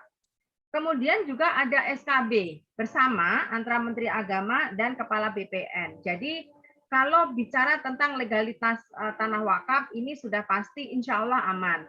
Dan memang kenapa wakaf ini perlu juga disertifikasi dan lain-lain gitu ya. Karena memang Bapak Ibu kalau misalnya kita pernah dengar ada kasus yang misalnya orang tuanya sudah mewakafkan tanahnya untuk dalam hal ini saya contohkan masjid gitu ya. Setelah orang tuanya meninggal, ternyata anak-anaknya ada yang mengklaim bahwa tanah itu adalah tanah warisan dan segala macam. Nah, ini memang kita harus benar-benar sangat berhati-hati, khususnya bagi nazir, ketika menerima harta wakaf itu harus diyakinkan dulu bahwa harta ini memang sudah benar-benar tidak ada masalah dari segi sertifikasinya dan segala macam. Nah, untuk itu Bapak Ibu, untuk status legalitas dari tanah wakaf ini diatur langsung oleh BPN. Ya, Jadi ketika kita sudah mau mewakafkan, kemudian kita sudah datang kepada Nasir, kemudian kita datang ke KUA untuk membuat sertifikat wakaf, kemudian KUA juga sudah membuat akta ikrar wakaf dan surat pengesahannya, kemudian memberikan salinan akta ikrar kepada wakif, maka ini sudah artinya sudah sah, kepemilikannya sudah ada. Tapi apakah cukup di situ? Tidak. Kita harus juga mendaftarkan tanah wakaf ini ke BPN. Jadi di sini pemerintah, tadi saya sampaikan sudah ada SKB Menteri Agama dan Kepala BPN yang mereka mengatur tentang sertifikasi tanah wakaf ini. Tujuannya apa? Tujuannya supaya tanah ini tidak menjadi sengketa. Terutama bagi ahli waris, gitu ya, ahli waris dari wakif ini. Nah, bagaimana cara-cara untuk kita bisa mensertifikasi wakaf ini? Juga kita sudah bisa datang ke BPN dengan membuat surat permohonan, kemudian surat ukur, membawa sertifikat hak milik, gitu ya, yang bersangkutan untuk bukti kepemilikan yang sah. Jadi tadi sudah tidak ada sengketa dan segala macam. Misalnya ada putusan pengadilan, ya itu berarti sudah selesai, gitu ya. Kalau misalnya tanah itu memang pernah bersengketa, kemudian putusan pengadilan itu berarti sudah clear, sudah selesai. Kemudian harus membawa akta ikrar wakaf tadi yang dikeluarkan oleh KUA, ya. Kemudian surat pengesahannya juga harus dibawa untuk mengurus akta sertifikat wakaf ini di BPN. Jadi dengan sebegitu teraturnya kita mengurus bagaimana sertifikasi wakaf ini, maka kita harapkan secara legalitas dari tanah yang diwakafkan ini juga sudah aman posisinya. Sehingga Nasir bisa bergerak gitu ya, mau ngapain aja ini sudah sah, udah resmi, dan tidak ditakutkan untuk nanti ada klaim atau apapun dari ahli warisnya, tidak ada sengketa lagi kalau step-step ini kita lakukan. Nah, ini juga yang baru-baru ini saya dengar juga dari Menteri Agama bahwa sekarang pemerintah itu membuat program percepatan sertifikasi tanah wakaf ini. Tujuannya apa? Tujuannya supaya memang tanah wakaf ini bisa segera diproduktifkan. Kemudian untuk menghindari hal-hal yang tadi saya sampaikan di depan, ada sengketa atau ada klaim dan segala macam. Saya rasa itu barangkali Pak Dokter bisa menambahkan untuk penjelasannya. Baik, terima kasih Bu Dr. Heni Hari Astuti. Ini pertanyaan berikutnya untuk Ustadz Misno karena ini ada banyak pertanyaan, sementara waktu terbatas kita bagi-bagi saja. Pertanyaan berikutnya dari Lapak Dosen nih ya, dari Lapak Dosen, pertanyaan untuk Ustadz Misno ya. Tadi di awal sudah disampaikan keutamaan atau fadilah tentang wakaf itu ya, sebagai sedekah jariah itu. Yang menjadi pertanyaannya, apakah yang mengelola zakat juga mendapatkan pahala jariah sebagaimana wakif? Silakan Ustadz Misno. Oke, terima kasih. Luar biasa sekali ya. Mudah-mudahan Ramadan ini kita selalu pengejar dan pemburu pahala gitu ya. Karena hal jazaul ihsan illal ihsan ya. Suatu aktivitas yang baik itu maka akan juga diberikan pahala yang baik juga. Nah, terkait dengan pahala, di sini banyak sekali sebenarnya riwayat-riwayat yang berbicara yang kita bisa analogikan dengan hal yang lainnya. Misalnya, ya seseorang yang memberikan makan orang yang berpuasa, dia pahalanya limisli shaim, seperti orang yang berpuasa. Nah, para ulama berbeda pendapat tentang sama di sini. Apakah samanya itu adalah betul-betul setara atau dia dalam konteks yang berbeda. Sama seperti juga di bulan Ramadan ini, seseorang yang umroh di bulan Ramadan itu ajruhu kal hajj ma'i ya, pahalanya itu seperti haji bersama Nabi SAW. Nah, dalam konteks ini tentu saja adalah bahwa orang yang umroh di bulan Ramadan betul pahalanya itu seperti haji bersama Nabi, tetapi juga tidak kemudian membatalkan atau kemudian seolah itu berarti nggak usah perlu haji lagi kan pahalanya sama. Nah, ini satu hal yang berbeda. Jadi haji itu adalah kewajiban, bulan pahala haji bersama Nabi itu akan didapatkan ketika umroh di bulan Ramadan. Jadi limitly di sini mendengar saya lebih cenderung bukan equal, bukan sama dalam artian itu face to face, dalam artian apple to apple, tapi memiliki kualitas yang sama. Nah, kemudian kalau kita langsung bicara tentang bagaimana petugas pengumpul wakaf. Nah, kalau petugas yang mengumpulkan wakaf dia adalah nazir, ya, karena ini perlu didefinisikan lagi. Kalau yang mengumpulkan wakaf adalah nazir, karena sebenarnya nazir itu sebenarnya ya yang mengelola wakaf gitu ya, bukan hanya mengumpulkan. Karena mengumpulkan kalau tren di lembaga wakaf sekarang itu ya saya nyebutnya dengan nazir planner, ada beberapa teman nyebutnya dengan dengan kesatria wakaf ya, kemudian juga ada laskar wakaf dan lain sebagainya. Nah, kalau dia masuk ke dalam satu organisasi yang disebut dengan nazir, maka ya oke, dia bisa disebut sebagai nazir. Nah, saya bisa menyatakan bahwa seorang nazir yang profesional bisa jadi pahalanya itu akan lebih besar dari seorang wakif. Wah, ini berarti kebalikannya gitu, Ustaz Khalif ya. Jadi ini kalau saya pahami tadi pengumpul wakaf itu sebagai nazir. Nazir pahalanya itu bisa lebih dari wakif kalau dia profesional dan bisa mengembangkan berlipat-lipat dari wakifnya, dari hasil dari wakif, harta wakaf tersebut. Nah, walaupun jawaban yang lebih tepat sebenarnya terkait dengan pahala itu diserahkan kepada Allah Subhanahu wa Ta'ala. Tapi sebagai kontribusi, maka wakif akan mendapatkan pahala dari setiap manfaat yang dihasilkan dari tanah wakafnya. Sementara nazir akan mendapatkan pahala dari hasil wakaf tanah yang dia usahakan. Nah, berarti kan akan berbeda-beda, tidak sama. Nazir yang cuma hanya nazir masjid, ya mungkin dia akan dapat pahala dari pengelolaan masjidnya. Tapi ketika seorang nazir yang dia diamanahkan untuk mengelola satu kebun, misalnya, atau satu apartemen lah ya di kota itu, satu apartemen, dan apartemen itu ternyata mendapatkan pahala, mendapatkan manfaat yang lebih banyak lagi, ya kita bisa mengatakan bisa jadi nazir itu akan lebih banyak pahalanya karena dia yang terus mengembangkan. Itu terkait dengan pahala ajrun, itu hanya dari Allah Subhanahu wa Ta'ala. Lanjut, Ustaz Khalif. Baik, pertanyaan berikutnya Ustadz. Ini menarik juga, ini masih ada beberapa pertanyaan di tengah waktu yang terbatas. Bolehkah kita berwakaf untuk orang yang sudah meninggal?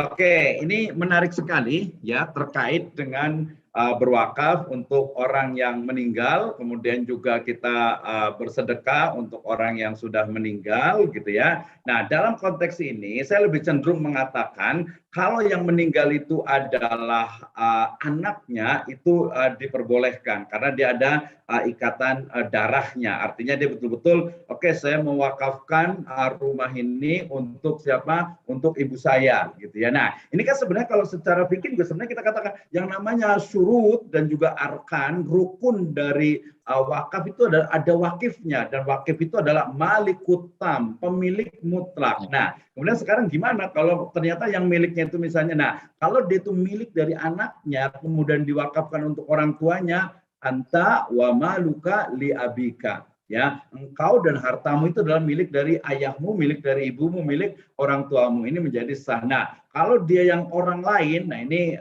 saya masih cenderung bukan untuk memberikan wakaf, tapi memberikan manfaat dari wakaf itu sendiri. Nah, ini agak sedikit kontroversi tentu saja, gitu ya. Tapi kalau memang kita punya kebajikan dan mungkin ada orang yang memberikan satu jasa kepada kita, kemudian kita ingin mewakafkan atas nama orang yang sudah meninggal, wallahu a'lam, itu insya Allah juga sah.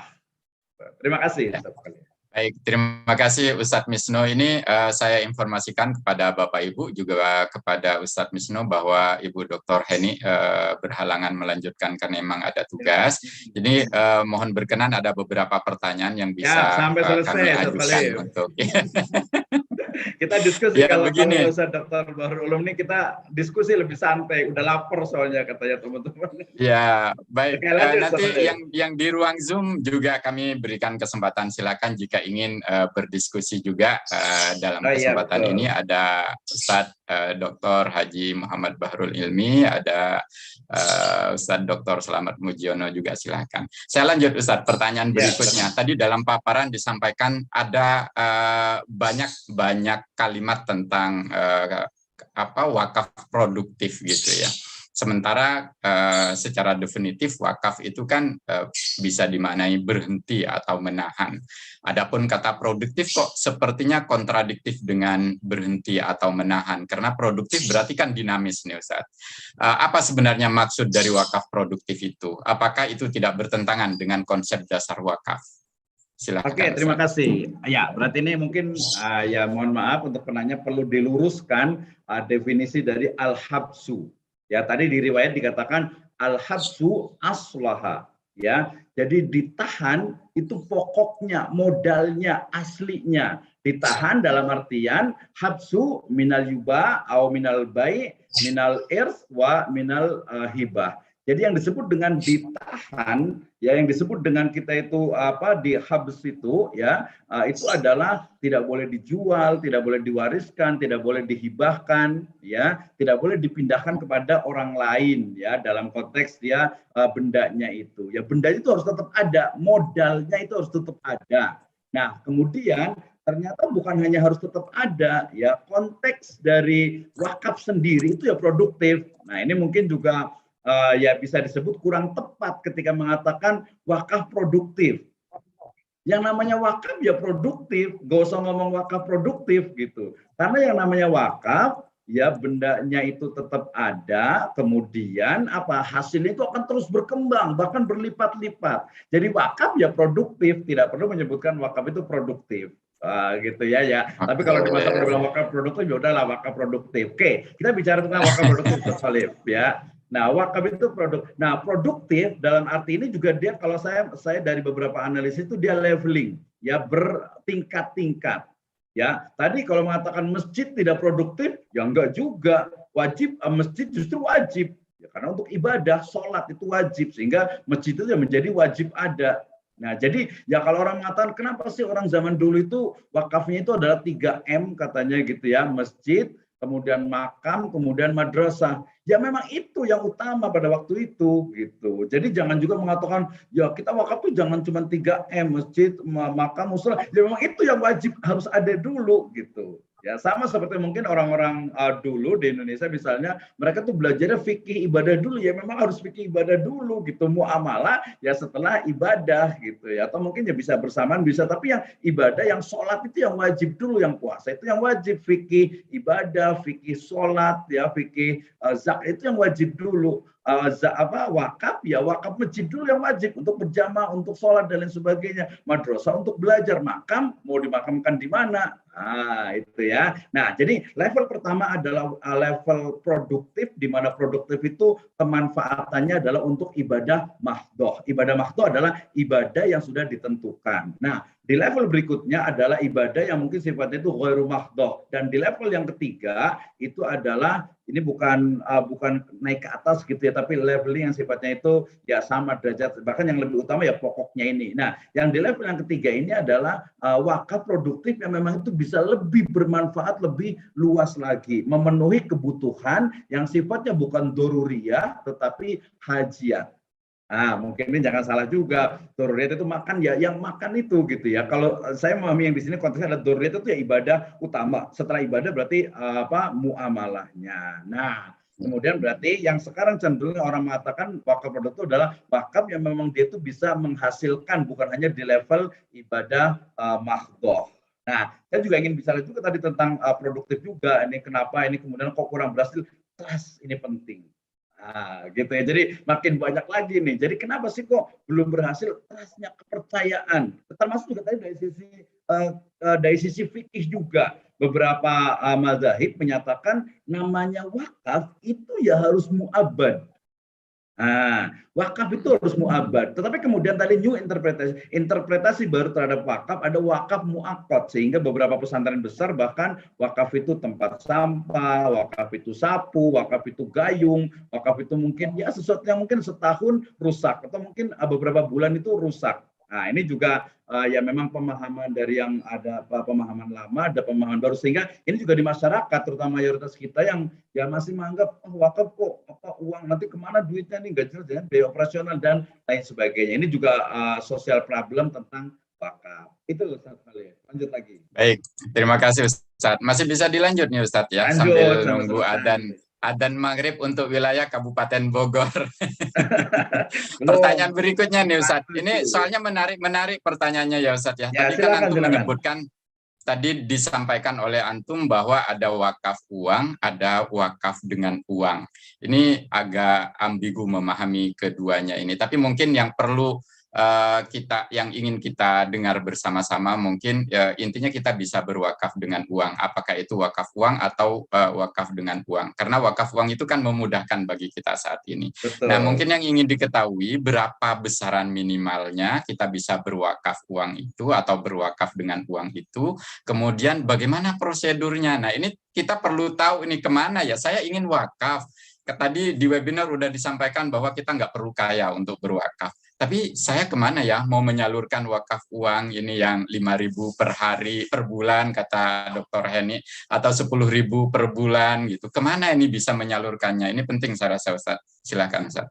Oke, terima kasih. Kayaknya ke depan harus ada mungkin Syariah Foundation atau Syariah Wakaf kayaknya ini, bukan hanya Syariah Community kayaknya. Baik, sebenarnya tadi dari sisi jumlah ya, dari sisi jumlah bahwa jumlah ya tentu saja satu harta jumlah minimum yang dia ada bisa dimanfaatkan dan ada hasilnya. Ya kalau Rp1.000 untuk apa ya? Ya sebenarnya sah saja gitu, karena itu dia nanti wakaf uang ya. Tadi sebenarnya kan sudah saya jelaskan bahwa wakaf uang itu adalah kita wakaf uang, uangnya kita transfer atau diberikan, kemudian wakaf itu nanti akan apa? Akan dikumpulkan menjadi modal usaha atau bisnis. Itu wakaf uang. Berarti dia memang betul-betul sifatnya itu uang terus, tidak menjadi objek. Sedangkan wakaf melalui uang adalah wakaf di mana saya punya uang, kemudian saya salurkan ke nazir, dan nazir itu akan kumpulkan uang, kemudian dibelikan satu benda yang memang lebih real. Lebih memang real. Nah, ini biasanya satu solusi untuk mungkin beberapa teman-teman yang mungkin aduh kayaknya nggak sah deh wakaf uang gitu kan. Nah, kenapa? Ya udah, wakaf berarti melalui uang saja, uangnya ditransfer, nanti uang itu akan dibelikan satu benda, dikumpulkan dari 1.000, 2.000 sampai sebanyak-banyaknya. Jadi sebenarnya minimumnya ya kalau saya mengatakan ya kalau ada seperti ya kebiasaan saja 10.000 untuk apa sih? Oke lah 10.000 masih bisa. Tapi kalau 1.000 ya bisa juga sih kalau dikumpulkan 1.000 kan jadi banyak ya, boleh juga gitu ya. Atau kita batasi 10.000. Nah, kemudian bagaimana kita mau wakaf ya banyak sekali caranya. Ya pertama kalau yang secara hukum positif wakaf itu adalah kita setor ke namanya itu bank pengelola wakaf uang, bank PWU, itu ada banyak bank, alhamdulillah semuanya adalah bank syariah. Ya sekarang berarti ya hampir semua bank syariah, ada 5 sebenarnya, bank syariah, bank muamalah, kemudian ada BNI syariah, kemudian juga ada BSI, ya kemudian juga ada BRI gitu ya. Itu yang mereka itu ada 5 bank itu, sekarang berarti lebih jadi 1, berarti ada sekitar ada 3 bank ya. Jadi normalnya itu adalah secara legal itu adalah kita transfer ke bank pengelola wakaf uang, transfer, kemudian mereka akan kelola, dan nanti pihak dari masing-masing lembaga wakaf juga akan mendaftarkan ke bank itu untuk bisa menggunakan dana wakaf tersebut. Ini sebenarnya agak sedikit complicated nih, karena saya banyak diskusi dengan teman-teman di lembaga wakaf ketika ingin mengakses dari uang wakaf yang ada di lembaga PWU tadi itu. Tapi itu next time lah. Nah, jadi ketika Anda ingin berwakaf ya tinggal hubungi bank pengelola wakaf uang, bank syariah pengelola wakaf uang, kemudian Anda silakan transfer, maka uang itu akan menjadi akumulasi dari dana atau akumulasi menjadi wakaf uang di PWU, dan nanti akan ada laporannya sebagai regulator yaitu Bank BWI atau Badan Wakaf Indonesia. Atau biasanya kalau masyarakat Indonesia lebih percaya kepada lembaga tertentu, misalnya saya mau wakaf ya udahlah ke Muhammadiyah saja, atau ke NU saja, atau ke Mataul Anwar saja, atau ke PUI saja, atau mungkin ke organisasi-organisasi tertentu. Ya mudah sekali sekarang sales wakaf, mohon maaf kalau agak kurang tepat gitu ya, tapi orang-orang yang mereka, saya nyebutnya dengan nadirpreneur gitu ya, yang mereka menjadi satu nadir yang bagaimana mengajak orang untuk berwakaf, tinggal transfer selesai. Ya bahkan Anda dengan sekarang gadget di depan di tangan itu, kita lihat di hampir semua mobile banking syariah ya saya gunakan itu sudah ada akun untuk wakaf tunai. Jadi memang gampang sekali, tinggal kadang kita ini manfaatnya gimana ya, bener nggak sih ini? Ya cari yang Anda layak untuk dipercaya, walaupun ya semuanya insya Allah amanah dan bisa dipercaya. Itu gampang sekali ya untuk berwakaf. Ya. Kalau Baik. ini juga iklan juga, kita juga ada Breto Foundation juga, kita ada wakaf tunai juga. Kalau mau juga boleh hubungi Ustadz Khalif lah gitu ya, untuk kita bisa. Baik. Insya Allah. Baik Ustadz, ini mungkin pertanyaan terakhir Ustadz, karena juga di Bogor udah jelang waktu berbuka, tapi ini menarik pertanyaan menurut saya ya, belajar dari kisah wakafnya para sahabat gitu. Tadi ketika sumur Raumah dibeli total oleh Khalifah Utsman, manfaatnya bisa dipakai untuk umat Muslim dan Yahudi gitu ya. Pertanyaannya, apakah manfaat wakaf bisa juga untuk non Muslim? Kemudian Khalifah Ali juga pernah mewakafkan baju besi. Apakah itu berarti kita bisa mewakafkan barang-barang pribadi? Seperti apa barang pribadi, kriteria barang pribadi yang bisa kita wakafkan gitu ya. Begitu Ustaz. Ada dua pertanyaan, apakah wakaf bisa untuk manfaat wakaf bisa untuk non Muslim, kemudian apakah kita juga bisa mewakafkan barang-barang pribadi, kalau bisa seperti apa kriterianya? Oke, terima kasih. Saya jawab yang nomor 2. Tadi Khalid bin Walid ya, beliau mewakafkan baju besinya. Nah, sebenarnya kalau kita lebih detailkan, yang namanya baju besi itu kan dia terbuat dari besi ya, sehingga dia cukup awet gitu. Ini mengikuti pendapat bukan lama ya, kita sebutnya pendapat yang awal, bahwa wakaf itu harus benda-benda yang awet gitu ya, sehingga kemudian baju besi ya dan barang-barang pribadi yang sifatnya itu awet ya awet ini kan biasanya minimal 1 tahun itu bisa dijadikan wakaf. Ya, tetapi kemudian pendapat yang baru menyebutkan bahwasanya semua kepemilikan pribadi yang sifatnya ada nilainya dan juga dia berlaku tadi awetnya adalah minimal 6 bulan atau 1 tahun, itu kita bisa diwakafkan. Saya punya handphone gitu ya, ini bisa diwakafkan. Saya punya laptop, kita bisa wakafkan. Baju, kalau baju itu dia misalnya ya bagus dan bukan bagus ya, dia awet gitu ya, itu bisa diwakafkan. Misalnya mau wakaf, kalau sekarang kan teman-teman tuh banyak wakaf alkes, alat kesehatan. Ya mau wakaf misalnya jas hujan, ya itu sah gitu, karena jas hujan juga secara ini adalah dia awet gitu. Tetapi nanti tetapi nanti juga memang ada skala prioritas. Apakah wakaf jas hujan itu dia maslahatnya lebih banyak gitu ya, atau mungkin ada yang lain yang lebih prioritas. Oke, jadi secara umum mewakafkan harta pribadi atau kepemilikan pribadi yang sifatnya awet dan memiliki nilai dan diharapkan lebih manfaatnya lebih banyak untuk umat, itu diperbolehkan gitu ya. Rumah jelas sekali gitu ya. Oke, kemudian yang kedua, ini dari Badan Wakaf Indonesia sendiri, mereka meluncurkan satu produk melalui Kementerian Agama juga, membuat satu produk yang memang hasil wakaf. Ingat ya, yang ini kan hasilnya bukan wakafnya ya. Hasil wakaf itu boleh digunakan untuk seluruh masyarakat Indonesia, baik Muslim ataupun non-Muslim. Nah, tadi merujuk kepada Bi'rur Roma, betul bahwasanya orang Yahudi pun memanfaatkan dari air yang ada di sumur tersebut. Nah, dari sini kemudian memang betul secara umum mubah, boleh bahwasanya hasil wakaf itu untuk non-Muslim. Tentu saja dalam konteks fikih ini adalah yang kita sebut saja kafir dhimmi, gitu ya, kafir dhimmi bukan kafir harbi, gitu kan? Nah itu jelas. Nah, tetapi kemudian di sana juga ada tadi lagi-lagi fikih aulawiyat, ya, fikih prioritas. Saya beli martabak 1, kemudian saya bawa ke rumah, anak saya 5. Maka yang akan saya berikan martabak itu adalah ya anak saya dulu, baru tetangga. Nah, analoginya jelas ya Ustaz Khalif ya. Ya bahwasanya ya ketika ternyata manfaatnya itu hanya cukup untuk umat Islam, ya untuk umat Islam dulu. Ketika kemudian ada kelebihan dan umat Islam itu sudah cukup, ya atau mungkin ada satu dan lain hal misalnya mu'alaf atau qulubuhum, itu ya diperbolehkan. Jadi jangan sampai martabak yang kita beli malah kita kasih tetangga, anak kita malah nggak dapat. Nah, seperti itu gitu. Kecuali nanti mungkin kalau tamu beda lagi ya, dibagi sedikit-sedikit. Jadi wakaf secara umum boleh untuk non-Muslim, tapi prioritas utama adalah maslahatul ummah, merujuk kepada hifdzud din atau hifdzul ummah. Demikian Ustaz Khalif. Wallahu a'lam. Ini pertanyaan paling akhir, Ustadz. Boleh, Pertanyaan boleh. paling akhir. Menarik ini. Tadi disinggung Ya. oleh Bu Dr. Heni tentang sertifikasi wakaf. Wakaf, betul. Sertifikasi aset wakaf gitu ya, supaya menghindari dari polemik di kemudian hari. Nah, kita tahu bahwa penanganan aset wakaf di Indonesia itu tidak zaman dahulu tidak sebaik saat ini. Sudah mulai ada BWI, kemudian Nadhir juga lebih terorganisir, lebih baik.